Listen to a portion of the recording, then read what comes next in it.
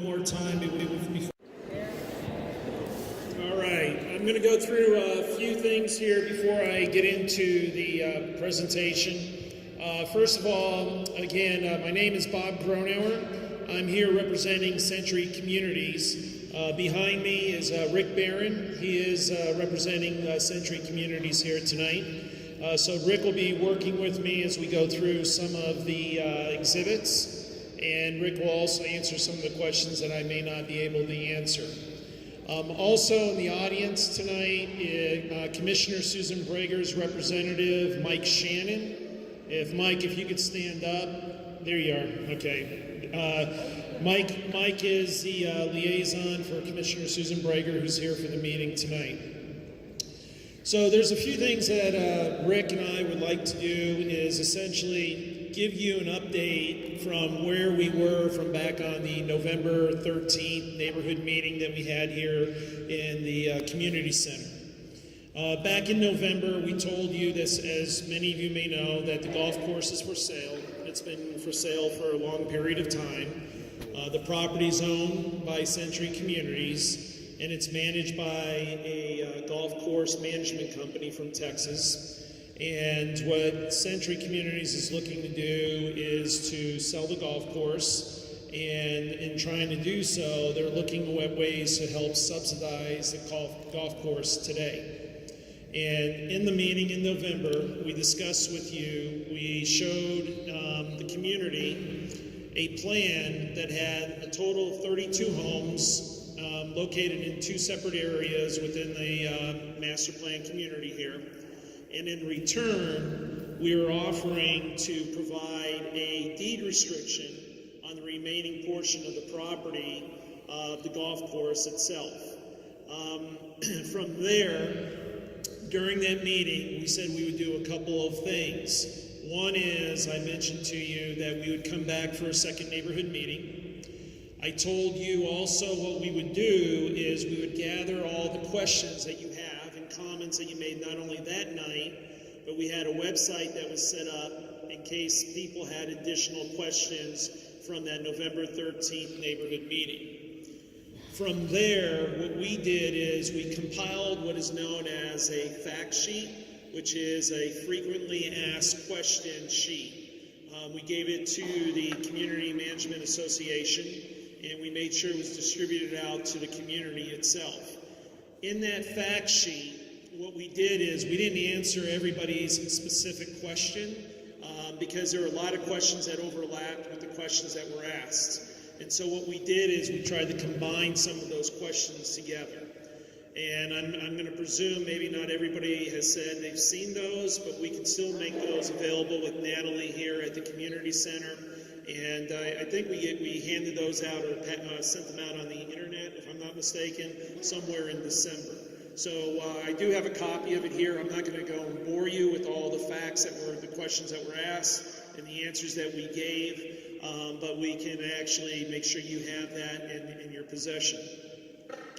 The second thing that we discussed at the last meeting is, in addition to trying to answer all the questions, is that we asked if there was any volunteers in the audience to see if anybody wanted to be a part of a neighborhood committee group. Now, what we received about a dozen responses. After the meeting, we had individuals that came up to us. We had individuals that emailed us, and Dr. Saba and Joe Garcia from the HOA board also had individuals that came to them that said they would like to sit on this neighborhood committee.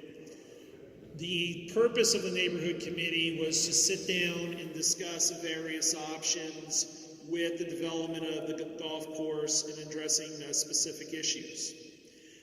So the committee has been comprised of about 9 to 12 residents. They are not chosen by Century Communities. They are residents, your constituents, your neighbors that live here in Rhodes Ranch. And the purpose of that was so they could reach out to others in the community to get input so we could sit down with a smaller group and see what we can do to address certain issues. And we probably had, I'd say, a handful of meetings since the November 13th meeting. We've put this committee, and I'm going to ask the guys and the gals to stand up who have been meeting with us on the neighborhood committee, so you can see who's here, the individuals that have represented your interests. And the reason why I have these individuals standing up, because after the meeting, you can go to these individuals if you have some additional questions or concerns. We've been handling a lot of these issues and concerns through this group, and personally I want to thank them because they don't get paid. They spend a lot of hours not meeting with us, meeting within themselves. I know that, and then they come and they've been meeting with us on a weekly basis from anywhere from at least an hour and a half to about two and a half hours. So you guys can sit down, ladies. But I want to thank that group, as I said, don't know them personally, but from getting to know them, they've brought up a lot of issues and a lot of things that we discussed. So I'm going to go through those so everybody can be educated on what we have discussed with the neighborhood group. But the purpose of me having them stand up, and I asked them beforehand if it was okay, is because you see who's sitting near you or who stood up a couple rows away. Those are the people that you can also go to as we go through this process to express any questions or concerns that you have with what we're doing, because that's the best conduit to have those type of communications. So going through the process in the very early stages of the neighborhood committee meeting, we sat down and we looked at that there was really 4 ways to go with this proposed development.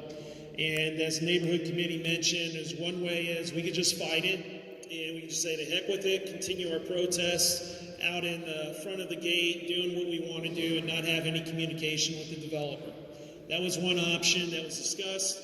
We discussed it for about 30 seconds or a minute, and we said if we're going to go that route, then there's no use to have a neighborhood committee. The second option that was discussed is the potential purchase of the HOA of purchasing the golf course. We had some discussion on that, actually put a little bit of time into it, but as we went through the discussion, I think a meeting or two later, it was decided let's not work on that option right there because there's a ton of other issues that go with the potential purchase of an HOA for a golf course. The third option that we talked about, which is now what I'm going to call one of the options that we are moving forward with of the next 2 options that I want to discuss with you. This option is being run by what I call the developer, okay, and we explained to the neighborhood group. So as I stood here in November to discuss with you the site plan that we're proposing, we had 32 homes. And we explained to you that we're going to go through the county process at some point in time. So what we are going to be proposing is instead of 32 homes, we have a proposal for 30 homes that we've submitted a tentative map, which is essentially like a site plan, laying out the lots that we were showing you previously, and it's been amended somewhat actually. They're up and we'll show you as we go through later on. And the game plan for that is what we'd like to do is if we can't talk about the next option that I go through and agree to something, we want it as the developer option or the developer path, is we're going to go through with our entitlements and look to get the approval from Clark County for the amount of homes that I just mentioned. And it would be in the same 2 locations that we discussed and that we sent the maps out to everybody. But in return, what we would be offering up is a deed restriction. And I got some bullet points here that I'm just going to go through fairly quickly for you on the deed restriction, because as we moved along, when I stood up here last time, I had a few people say, where's the deed restriction document? I want to look at it. I want to see what you're actually proposing. As I mentioned, is we needed to sit down with the group, and by sitting down with the group itself, we wanted to then come up with some of the bullet points. So just some of the bullet points within the proposed restriction would be that if we came in and we did the developer path, the developer's option path of the 30 homes, we would do a deed restriction or restricted covenant for 50 years. We would ensure that the HOA would have first right of refusal for any sale of the golf course. We would have the HOA would have preference on any buyout options prior to any bankruptcy proceedings. And the last provision would be that any amendments or modifications to the restricted covenant must be approved by a majority of the board of directors of the HOA, that is. So that would be the package of the developer's path of what we're taking, okay? The applications itself are to be heard by the Spring Valley Town Board on February 27th, and we'll send that information out to your neighborhood committee group. And then those applications go to the Planning Commission. I believe it's going to be on the Tuesday, March 20th, down at the Clark County Chambers. So we wanted to move forward with that path as we're having these discussions. As we discussed earlier, that we wanted to at least meet with the neighborhood committee, go through our options, and as we went through the options, that's one of the options that we said we're going to move forward. The fourth option, which is now the second option that we've been discussing, is what we call the HOA. I could say HOA option, but it's the HOA's path. Okay, with the HOA, when I say the HOA, with the neighborhood committee, okay? And what I mean by that is we talked about where the HOA would come in and look at subsidizing portions of the golf course itself in lieu of not having potentially any development on the property whatsoever. Okay, and that's just a general discussion right there. What that would mean is that the HOA dues would be increased, and we'll start going through a proposal. And if those HOAs were increased, it depends on a sliding scale on how many homes would actually be constructed, plus the deed restricted, that you'd still get a deed restriction. So I'll walk you through it because it seems kind of, I think it's a little bit convoluted what I just explained. And so if I'm sitting in your chairs, I think I'd have a few questions on what I just said. So what I'd like to do is Rick is going to show you the chart. We have the chart.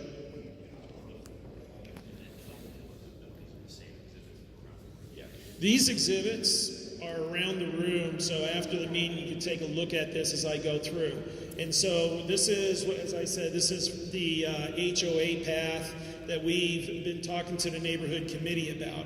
And again, there is no deal on the table. These are discussions, because what I'm trying to show you here is that from November to where we are today, that we've been having these discussions. There's been a lot of discussion, and there's been a lot of meetings to discuss what we're doing. So what I'm going to start off with is, what we discuss is if we build 30 homes, which we call Site Plan 6, down at the bottom, if we build the 30 homes, there would be no contribution per individual household for a subsidy itself. And that means we build the 30 homes, which is, as I called it, the builder's path, the builder's option of what we're doing. Okay? Makes pretty much common sense there, hopefully. The next plan that we have, we came up with 22 homes. And roughly doing the math, what we've come up with right now is somewhere between a $2.50 increase to a $3.50 increase on the individual monthly HOA dues. So what that means, in another way to say it, it could be from $2.50 to $3.50 if Century Communities would build 22 homes and then would also give the deed restriction that I just mentioned. And again, you can see that would be called on Site Plan number 5. If you're taking notes, you'll see on Site Plan 5, that is what we would be proposing. On Site Plan number 4, we have 16 homes, and that would be essentially, we're looking to build 8 homes in 2 locations, and it's essentially the 2 locations that we're talking about. Nothing changes in different areas on the golf course. So on the major maps that you see that's up on the walls, those 2 areas is essentially we're losing homes to construct in those areas. So with that, as you can already see, your eyes have already looked over and already went through all the site plans, I'm sure. But I'm still on site plan 4, with 16 homes. That would mean a $4 to $6 increase in monthly dues for the HOA's dues. Site plan number 3, and actually site plan number 2, we have 8 lots. And on that, that would be an increase of $7 to $9 for the monthly HOA fees. And again, we just have 2 different kind of layouts for Plan 2 and Plan 3 of the homes itself. One is in the location number 5, and on hole number 3 that we have there. And then the site plan number 1 is if there are no homes that are going to be constructed, then what that means is what we're looking at is potentially a $12 to $14 increase of your monthly.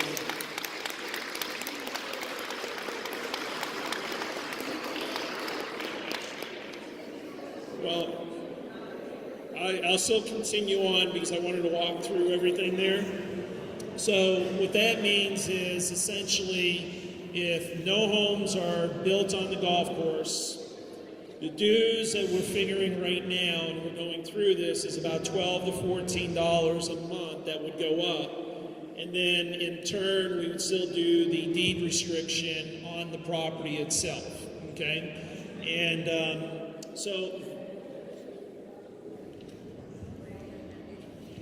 So though that is what we call, when I say it's more of the homeowners or the association plan or path, because the way we look at it is your neighborhood committee, again, I keep stressing, they put a lot of time and effort in it. It's not an easy job.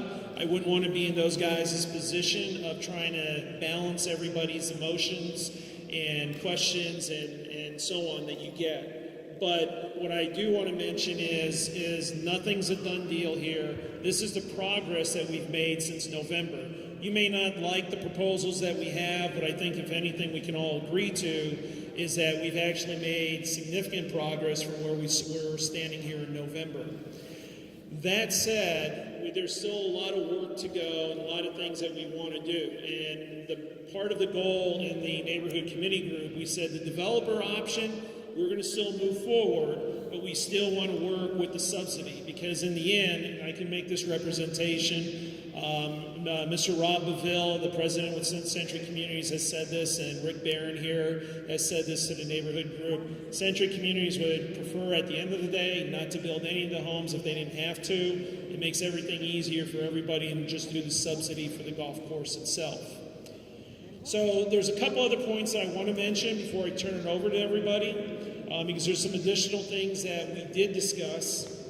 One, your neighborhood committee group put together what is known as a Survey Monkey. Some of you guys may be familiar with the Survey Monkey. I call it a internet web type of survey. We had a discussion with them. They drafted the questions. They put everything together. They put a lot of thought and a lot of hours were put into it.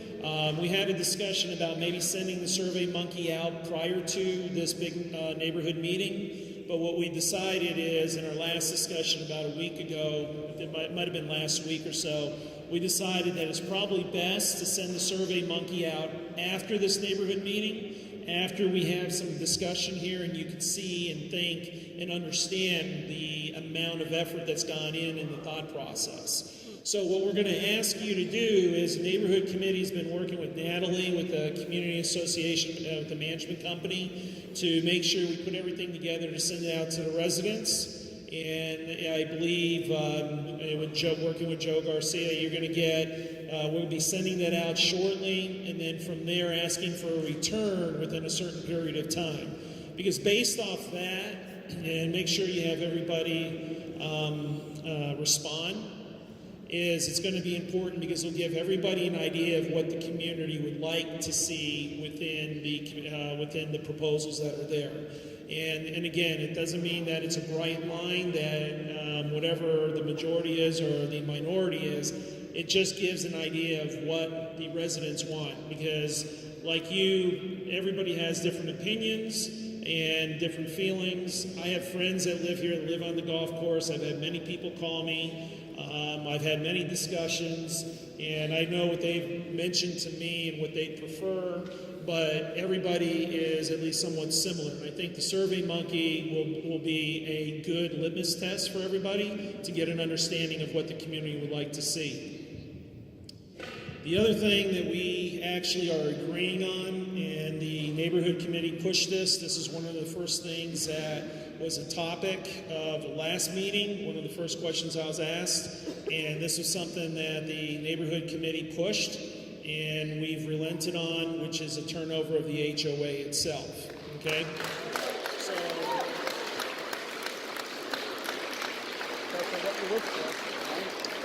let me give you, along with that statement, there's two caveats that I do want to explain. One is, it's not being turned over tomorrow, okay? So it's going to be turned over. The goal is January 1st, 2019, okay? We've already expressed that. We understand that. The other part of it is we want to make sure we have some carve-outs, just to make sure, when I say we, Century Communities, some carve-outs in the turnover, we have an alliance together to make sure that the development of the community is built a certain way. There's a significant investment not only for you, but also for Century Communities.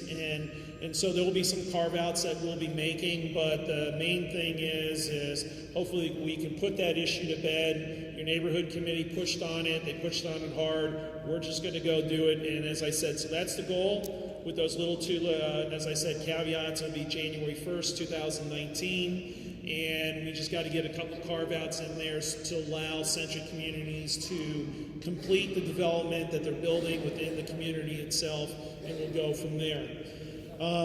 So that's pretty much it from at least the update that we wanted to give. I'm sure there are many more questions, but I didn't want to stand up here and talk to you I probably talked way more than I should. But if anything, I want to turn it over to you. So I kind of want to do what we did last time. But the one thing I learned from last time, when we had significantly about double the amount in here from last time, is I'd ask, out of the respect of the people who are asking the questions or comments, to leave it to about 2 minutes. And I'll go and answer, or Rick will, or we'll get the answer to the individuals. But when you're done, you go back to the end of the line. Because what happened last time, we had a couple of people up there for 10 or 15 minutes, and the room started just leaving. And by the time, there was a couple of people that stood up at the end of the meeting that had some really good points, and they were very constructive, and instead of being divisive. And I wish those people would have spoke when there was a couple hundred people in the room versus when there was about 100 people in the room. So that's one of the changes, but you could ask questions all night long and just go through there. So if you want to file up over there, we can go from there. And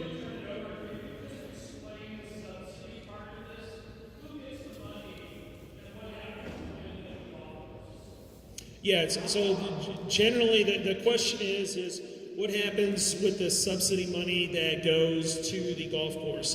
That money would be used for the maintenance of the golf course. So what it does is essentially will defray the costs that are already being incurred on the golf course today.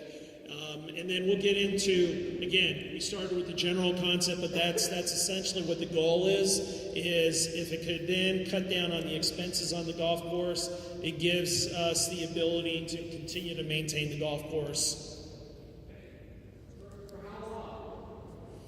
We would do a 50-year deed restriction. We could say, yeah, the subsidy would be for right now. We've been talking 50 years.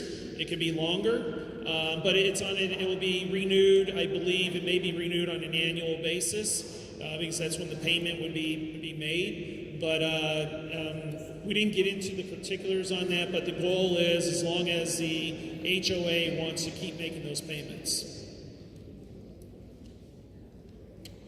Yes. Hi, Bob. My name's Dwayne Leibel, as you know. Yes. I noticed on the payment chart there, and I used to sell cars and mobile homes. Get everybody off the price, put them on the payments. That $14 a month, comes out that everybody here would be paying $672,000 a year that we would be paying to Century Communities. And if you go to the other one is 432,000, 288,000, 168,000, so on and so forth. Now, when I bought my house, and full disclosure, I'll be 75 in 3 weeks.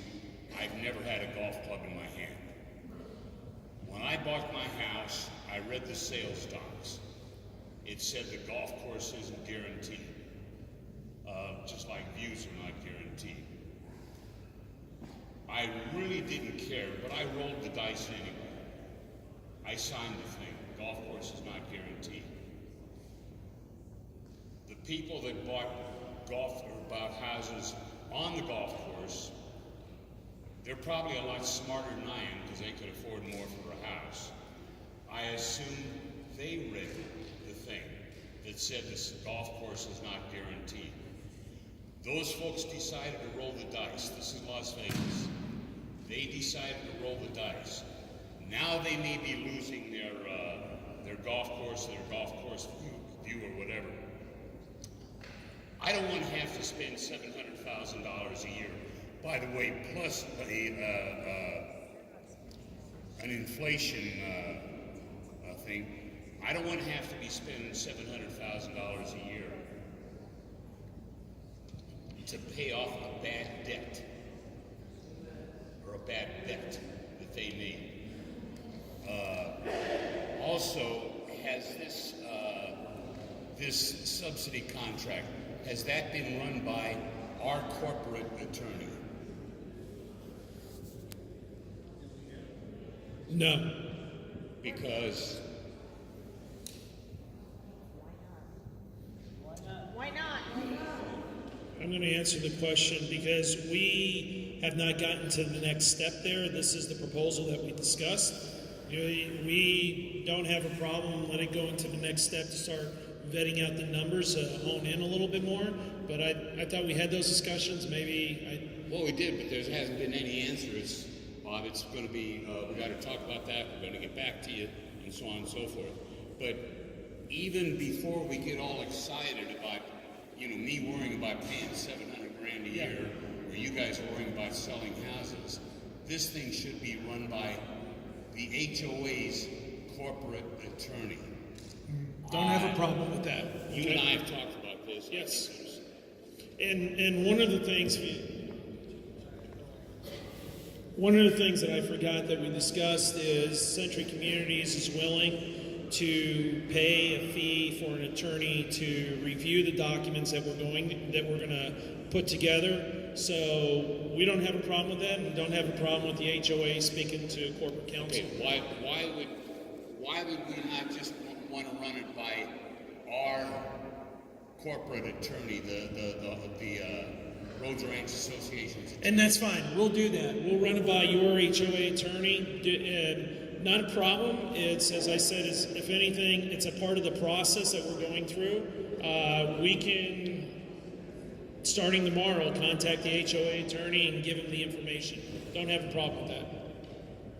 Okay, let me just check my notes here a second. Okay, that's... All right, Dwayne, I need to move on, and then we'll go with the next. Right, but $700,000 a year of our money. Go ahead.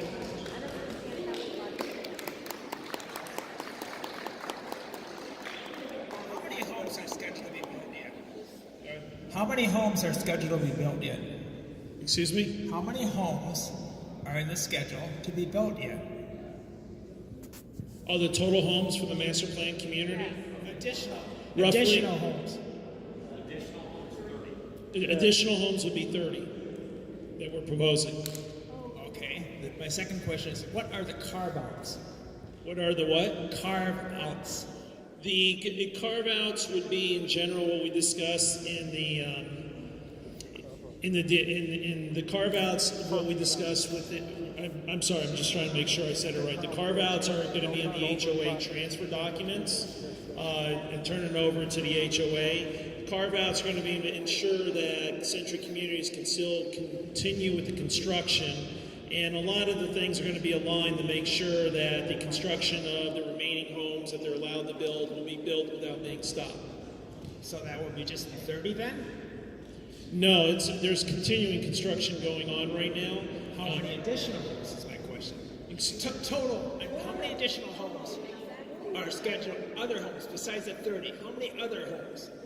500, 600? The ones in the back. Yeah, we have. Hold on. Let's have the guy that's asked some question, because I have people yelling on the side. I'm trying to listen here. So we have approximately about another 300 plus homes to close. So your total is about another 300 homes that you're looking at. That will leave a total of how many?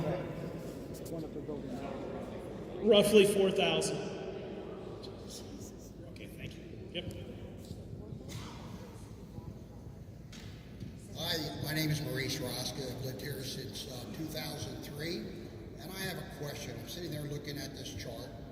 I don't want the golf course like a lot of other, not the golf course, but these homes being built on the golf course. But the reality is this. If Century does not build a house, and the association assesses every homeowner in this development $12 to $14, then all of a sudden we go through a drought. And all of a sudden, we're $1.5 million in debt. I've lived this in my place in Florida, where I got assessed close to $100,000 because of the hurricane. And what is to protect the homeowners if we get hit with a $12, $14 assessment 2 years down the road? We have a catastrophe here where we have a big drought, and all of a sudden, the golf course is in debt, $1.5 to $2 to $3 million. This also just happened at Spanish Trails. So we're being exposed. A few people are exposing the masses. And even though they want the control of the HOA, I know for a fact I've met with people, and I guarantee you there's over 200 people that don't want the be part of the golf course, and you're going to have the majority of the vote, even though the HOA, the majority of the homeowners here of your 4,000 homes are going to have to vote for this. I don't see this thing passing at all. And the reality is this.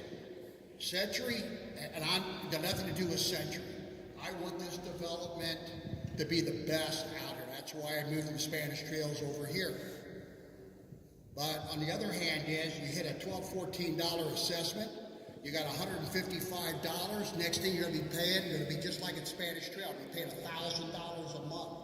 My place in Florida, at Stonebridge in Boca Raton, Florida, I've got a $1,500 a month assessment. And every homeowner there filed a lawsuit against the HOA. It's a class action.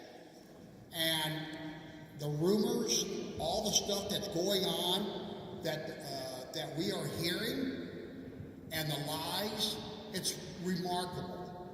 It's time for the truth to be told, and the reception of the fact that there are people here. Hey, I've lived on a golf course. I can't tell you how many windows and doors that I've had to replace because whoever hit it didn't tell me about it, and I had to pay out. But this is not realistic. This HOA study is not realistic. That's in a perfect world. Ladies and gentlemen, I'm 70 years old. This is not a perfect world. I've seen a lot from day one since I've been born, and we see what's going on in this world today. But I'm not going to take up any more time. But this is not a realistic number. It's a number to shoot for, but what is to guard us? Another thing is there's no company that wants this golf course, and the reason being is the asking price is too high. Legacy Golf Course, for your reference, sold 177 acres, sold for $1.5 million. Mr. Maloof and Mr.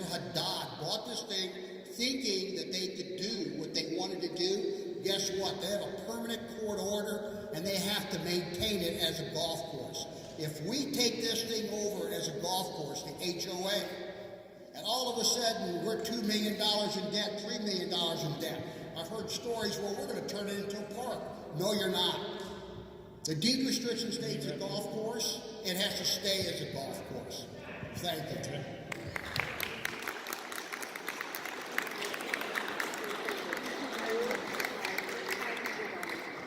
Hi, my name is Marcy. If I speak too fast, just tell me to slow down, because I want to get it in. Okay, number one, this is because 4 houses are in jeopardy out of 4,009 homes. So 4,005 people have to foot the bill for these 4 homes. Is it fair? Now you're talking about $700,000 to $800,000, I would say for our life, but it's not. It's until the earth blows up. You will always have to pay this money to Century. You will have inflation. You will have taxes rising. You will have exactly what Marie said. If there's something, Mother Nature does something terrible, we have to foot the bill. Sienna is now going through this. I have a friend on the golf course. She's paying $600 a month, and they want to assess her $200 to $300 more so that they can subsidize the golf course or purchase the golf course. You want to pay $1,000 a month, you won't be able to sell your home here. It's simple math. Why are we talking about, Century is willing to work with us, but these 4 homes in jeopardy, I understand why you're upset, but you know what? You can't stop progress. And why should 4,005 homeowners foot the bill for these 4 homes? And one more thing. This never ends. It's forever. You will subsidize this. They're going to give us a 50-year deed restriction. 5 acres will not be under the deed restriction. If I purchase the golf course or you purchase it tomorrow, you default on it. It goes back to cent. You still have to pay the $800,000 a year, even though they're going to build those 30 houses, because the person who purchased that golf course is defaulting. So it's a lose-lose cause. Let him build a 30 and we're out.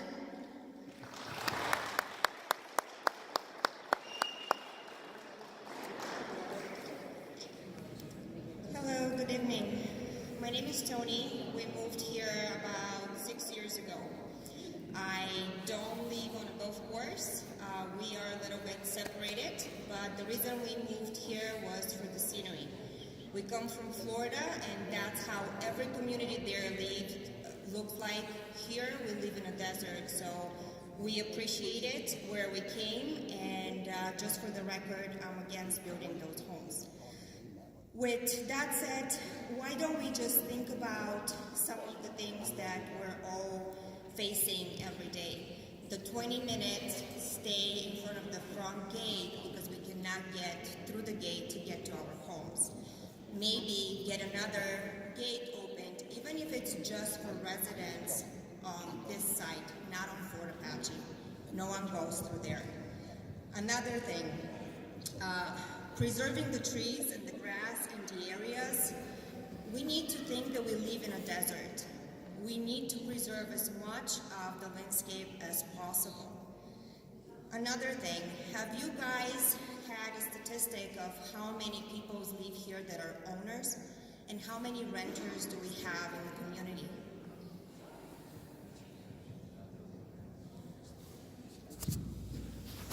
We don't have those exact numbers as far as renters versus owners. I get it, and if you look at it, these, I would probably say it's mostly the owners, maybe another 10%, and that couldn't get off of work to come and see us today or see you guys today and listen to you. And the other half that you said that you saw last time at the meeting, I wasn't able to come last time, so I came today. Okay.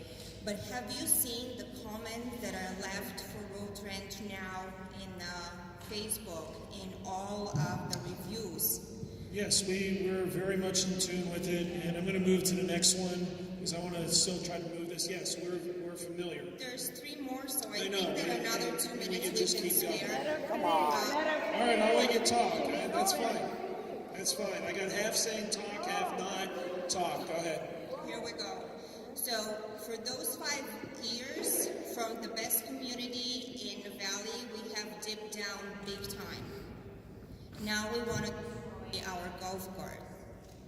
Why? Okay. Done? Yeah, I'm done. All right. Thanks for listening. Hi, my name is Shane White. I'm a owner of a home here. I just bought here 1 year ago. So if I see your numbers correctly, what you're telling me is that the golf course is losing about $700,000 a year. Is that correct? You're asking for a subsidy from the homeowners to pay for the expenses because the golf course is losing about $700,000 a year. Is that correct? No, that's Is the not golf course losing money or making money? You've got numbers here. Yeah, I think barely we broke even last year and lost money the last 2 years. Okay, so it's breaking even, but you're asking for a $700,000 subsidy. Is that correct? Yes, that's Will part of. will you let the homeowners see the financial statements for the golf course? Because if we're being asked as homeowners to subsidize for the expenses, I want to make sure that the course is actually losing money.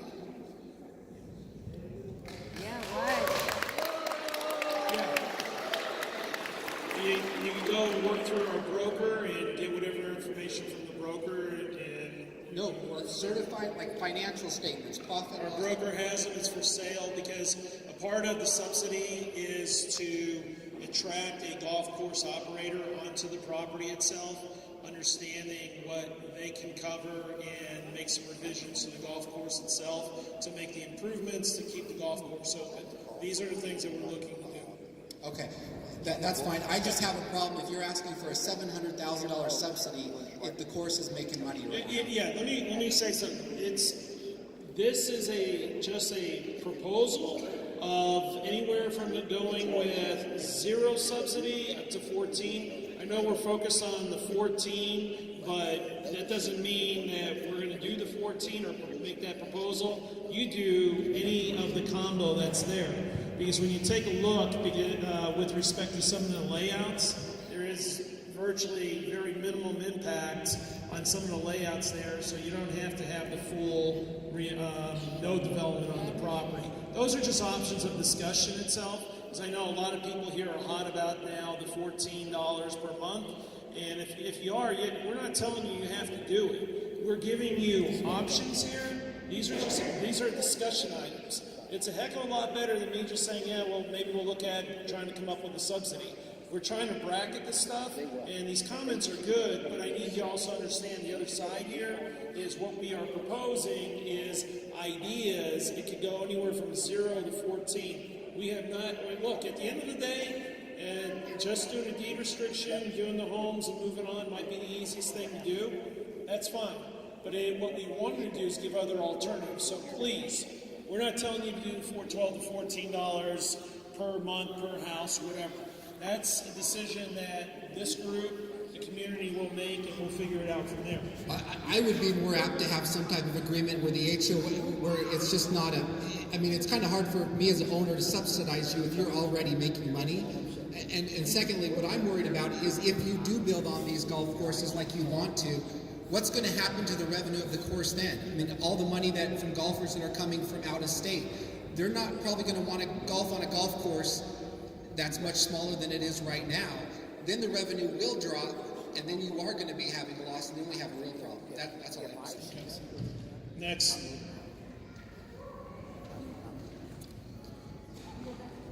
My name is Anthony DeFries. I was one of 20, was it 20? 12. About 12 homeowners that have been meeting on a regular basis with Century Homes, including your president, Dr. Saba, and Joe Garcia, and not to name everybody else, but everybody needs to, before clapping and before deciding what's right, and before that survey goes out, I feel that you really need to have information of exactly what's going on. And so I'm standing up here. I know what I would like. I know that I can afford $2, $14 per home as an extra assessment on my homes. But we really have to make an informed decision instead of just saying, okay, $12 a month, that's not a big deal. We have to find out what's really best for Rhodes Ranch. And 30 homes on the golf course, from what I understood, and forgive me, Rick and Bob, if I don't know what information I'm able to or whatnot, I don't think it matters, but 30 homes on the course equals about $3 million in profit. The golf course, in Century Communities' eyes, needs to get $6 million in their pocket. So 30 homes built would allow them to build these homes and profit at $100,000 per home, give or take, which would make up for the other $3 million to equal the $6 million that they want in their pocket. So, one thing I'm grateful for is that we have a builder that is open to negotiating with us instead of other communities that are not, and just go forth and then wait for the lawsuits. One thing I'm very grateful for is that we have the option to have a 50-year deed restriction. And for those of you who don't know what the deed restriction is, a restriction to anybody that owns the course to keep it a golf course, so they can't build on it. So, my only qualm with this is that if you do the math, let's say $14 times 4,000 homes, that's about $672,000 per year. And if it goes in perpetuity, in 50 years, that's $30 million. So if this goes through, I'm going to organize my investors and potentially.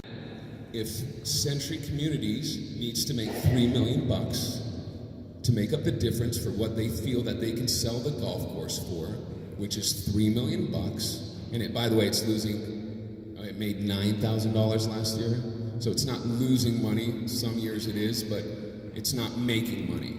But if somebody buys it at $3 million, then there's cause that it could make money. So if that's the price ticket, and we subsidize another $3 million, not $30 million, maybe we should be shooting for that. Instead of just saying, fine, $14 is enough, let's clap, because it's not a lot of money. Remember that over 50 years, it will be a lot of money, and especially if you own multiple homes on the golf course, it adds up. That's $14 a month. What we need to focus on is that $3 million difference that Century Communities needs to make. Century Communities is agree on everything instead of fighting down in Clark County, going in front of the commissioner. I mean, water it, they don't have to trim it. So think about things before you enter into any type of agreement. That's all I'm saying.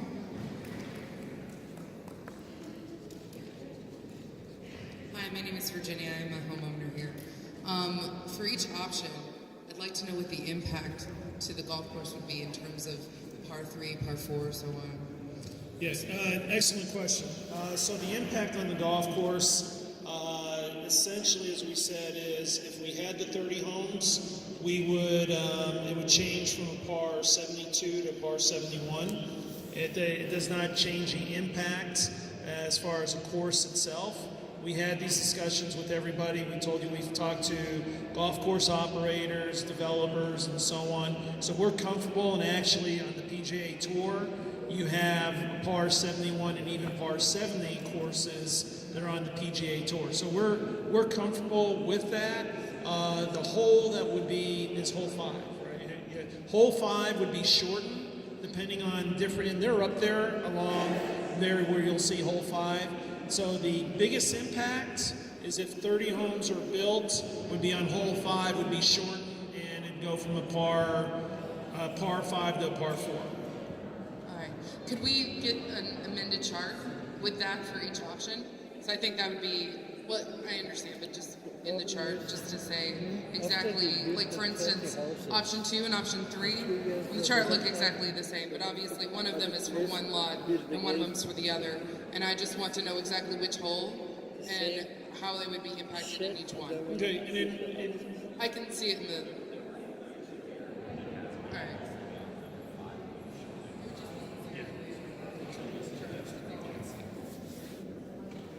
We've been here almost 7 years. We do own on the golf course. So you said that there's about 300 more homes, without building any of these homes, just in the master plan community, the plan is... The restricted covenant on the property today to run for 50 years is a huge leverage in any type of negotiations that you're dealing with. And so that's what we're offering, and we're trying to find that win-win, I think I said last meeting, situation. So that's the reason why we're comfortable with it, that it runs with the property there, and I gave you those examples to make you feel a little bit more comfortable. But if anything, I want to let you know that those are examples out there where those things aren't changing, and that's why you have those conditions that you have today. Okay, thank you. You're welcome. Hi, my name's Larry.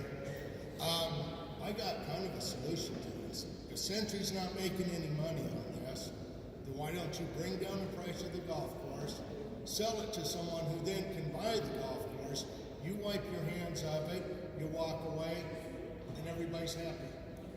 And nobody gets screwed. We're essentially trying to limit the amount of loss that we have on the golf course itself. What you have here, you want to take part of the golf course, you want to make money on it. Okay, then you want us to still pay more money every month, and we're not gaining anything. You guys gain, we don't. Again, these are options. I'm going to explain. I want to make it clear. We're not telling you you have to do this, okay? If anything, we're coming to you with ideas, okay? Look, I'll walk out of here tonight. This is perfectly fine. You don't want any subsidy? No subsidy. We move on. It's all about money. It's all about money. That's what it is. It's fine. So what's the best one for the homeowners, not what's best for you? Okay. That's what it is. Okay. That's all I got. Go ahead, man. I'm Jennifer. I'm a homeowner here for about going to be 5 years. Couple things. One, golf is declining in popularity. It's never going to go back up. So we have a 50-year deed restriction, and someone comes in who, for some reason, buys this knowing they have a deed restriction. It runs with the land. They cannot develop the golf course, and they stop paying. They foreclose and walk away from it. What's going to happen to that golf course then? We're going to have a golf course, but 10 years from now, 20 years from now, 30 years from now, what's it going to look like? Is it going to look like Silverstone? Or is it going to look like Legacy? I don't know. I mean, that's the question. And for the gentleman before, the reason for this, the reason they're giving us the reason that they're doing this is for us, in exchange for the money, is for us to get a deed restriction. If you say no to all of this, they can either A, develop the golf course, or B, sell it without a deed restriction to a company like that Maloof purchased Legacy with the intent of developing the golf course, and there's nothing that prevents them from doing so. So that's the reason for the give and take here. Of course it's about money, but I'm wondering what's going to happen 20 years from now when no one's coming to golf in Las Vegas. So on that basis, my one question is about the subsidy. What percentage goes to Century ad infinitum, and what percentage goes to the new golf course buyer to incentivize them to buy a golf course that's losing money? All the money goes right to the golf course itself. It shows that the money, if there's a subsidy, whatever that money is, it goes within the maintenance expenses and other expenses that are in the course itself to show that there is some stream to at least pay for some of those expenses. Do you have interest in the golf course with these subsidies? Has there been any interest from golf course purchasers in using this money? Oh, it makes it easier. There are people who are reviewing the documents with the broker, and golf courses, as you may or may not know, are being sold all over the United States. And there are people looking to buy golf courses. So there are people who are speaking to a broker, but they are not interested because of the price unless we can figure something out to lower the price, as I said earlier, because that's our goal. And if we could show them that even if there is a some form of stream of money to pay for the maintenance of the expenses, it makes it better for somebody to come in here to purchase a property. So